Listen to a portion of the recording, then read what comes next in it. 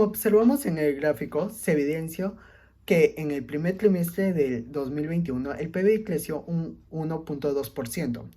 En comparación al PBI del año anterior, Brasil tiene un PBI per cápita trimestral de 1.514 euros. En este caso, el PBI sufrió un cambio de menos 318 euros al PBI del trimestre del año anterior, ya que ese PBI fue de 1.832 euros. Como observamos en la tabla 3 de la tasa de desempleo, vemos una inflación en esta tasa de un 14.4% en el último mes, que es febrero de 2021, donde se evidencia que el país está sufriendo demasiado por la pandemia que nos está azotando. De tal modo que el número de personas que fueron desempleadas aumentó hasta 14.8 millones. William Jackson, economista del Capital Economics, nos explicó los terribles sucesos económicos que están pasando en el país de Brasil, en donde su principal variable afectada es el desmensurado PBI que se tiene. Este abarcó una deuda del 98.94% en los últimos años, lo cual indica que el nivel de vida en Brasil es muy bajo. Esto con respecto al resto de los 196 países del ranking PBI.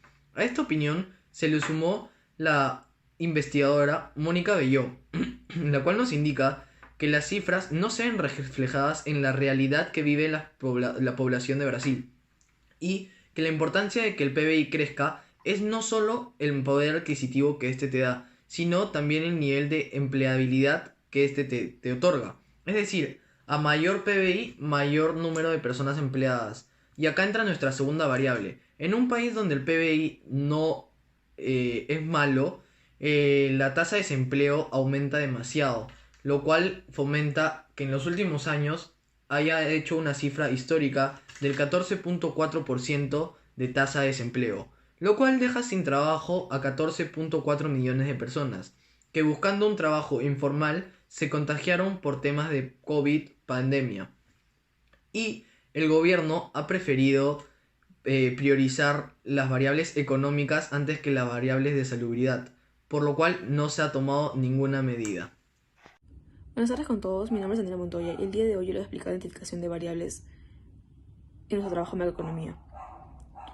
Como muchos ya sabemos, la pandemia ha generado una crisis económica a nivel mundial. Uno de los países más afectados es Brasil. Por ello, el gobierno brasileño ha tomado diversas medidas para poder proteger a sus ciudadanos. Una de las medidas más conocidas es el confinamiento total, la reducción del aforo y la restricción de apertura a ciertos locales.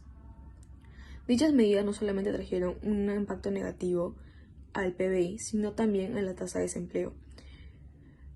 Se esperaba un crecimiento en los últimos años del PBI, sin embargo, en el último año el PBI tuvo una caída del 4.1%. Asimismo, la tasa de desempleo aumentó un 14.4%. Las medidas ya antes mencionadas tuvieron consecuencias negativas en el sector industrial y en el sector de servicio, los cuales son el mayor generador de empleo. Gracias.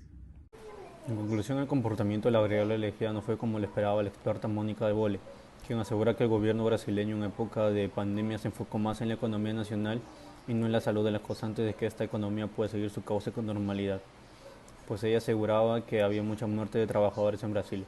Lo que en realidad estaba pasando en Brasil ya para el año 2019 es que había una tasa de desempleo de 11.9, lo cual incrementó un 2% para el 2020, y para febrero del presente año Brasil ya contaba con una tasa de desempleo de 14.4%. Es decir, por más que había muerte de trabajadores, el espacio laboral iba siendo cada vez más reducido por el efecto de la pandemia, y a la vez ese espacio reducido iba siendo llenado por nuevo personal. Es por ello que la opinión del experto no concuerda con la variable elegida. Muchas gracias. El Producto Interno Bruto acabará este año en menos 4,7%. Las perspectivas están para que en el segundo trimestre 2020 el descenso de la economía brasileña llegue a menos 7,5%, un dato que llevaría el resultado anual a menos 9,3%. La recesión no ocurre desde el año 2016 en Brasil, año del golpe parlamentario contra Dilma Rousseff, cuando la economía cayó 3,3%.